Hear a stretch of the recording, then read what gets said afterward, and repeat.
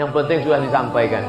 Oleh sebab itu maka ini amanah masing-masing. Selesai sholat itu kita doa di waktu malam. Ya Allah, ini ada saudaraku yang kau uji dengan harta, ada saudaraku yang kau uji dengan jabatan, ada saudaraku yang kau uji dijadikan anggota legislatif, ada saudaraku yang kau uji dengan popularitas.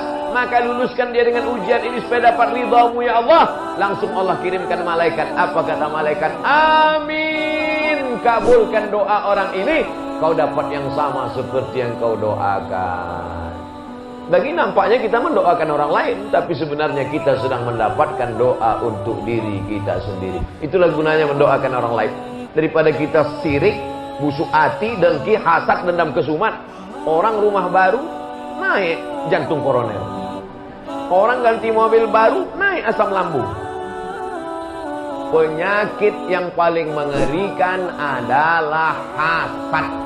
Iblis keluar dari surga bukan karena kafir. Iblis percaya sama Allah. Iblis tidak pernah digoda setan. Mana berani setan goda iblis? Tan, kita goda? Enggak, bos kita tuh. Apa dosa iblis? Dosa iblis itu hasad. Hasad itu apa? Karahatun nikmah alal mun'ami alaih. Tidak senang melihat orang lain dapat nikmat. Kursi orang lebih tinggi dari dia, berkerut keningnya. Contohnya siapa? Kursi saya lebih tinggi. Bukan salah saya, Pak Haji buat nyusun begini. Saya di ceramah di mana-mana berdiri, malam ini dikasih kursi, duduk saya. Orang susah-susah beli kursi, saya dikasih kursi.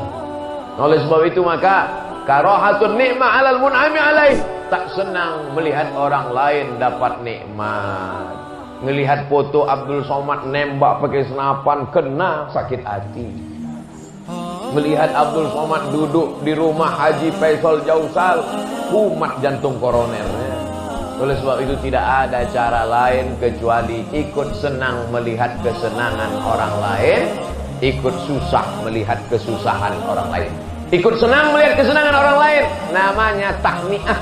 Ikut susah melihat kesusahan orang lain, namanya takziah. Malam ini kita sedang tahniah atau takziah? Tahniah, ikut senang melihat kesenangan orang lain, ikut bangga melihat kebanggaan orang lain, ikut berlapang dada melihat nikmat yang diberikan Allah kepada orang lain. Hidup ini simple, hidup ini mudah, hidup ini senang, hidup ini tidak jelimet, seribet, sesulit yang kita bayangkan. Kalau hidup ini kita bayangkan ribet, jelimet, sulit, susah, payah, itu wajah kita macam jeruk purut dipijak gajah. Bayangkanlah itu cemana lekuk-lekuknya. Oleh sebab itu maka nampak orang senang, kita ikut senang. Nampak orang sehat, kita ikut sehat. Nampak orang senyum, kita ikut senyum. Cuma hati-hati juga, kadang kita senyum, orang senyum, yang disenyumkan orang kita.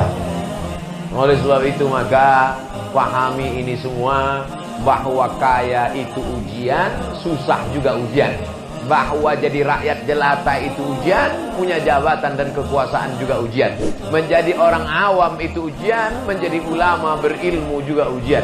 Siapa yang paling mulia di hadapan Allah? Yang paling takut kepada Allah Subhanahu wa ta'ala. Ada orang kaya takut sama Allah lebih baik daripada miskin gak takut sama Allah. Ada orang berilmu takut sama Allah lebih baik daripada orang jahil gak takut sama Allah. Inna akramakum indallahi atqakum. Yang paling mulia di antara kamu di sisi Allah, atqakum, yang paling takut kepada Allah. Ibu-ibu yang hadir ini semua adalah perempuan yang takut kepada Allah. Dari mana Ustaz tahu?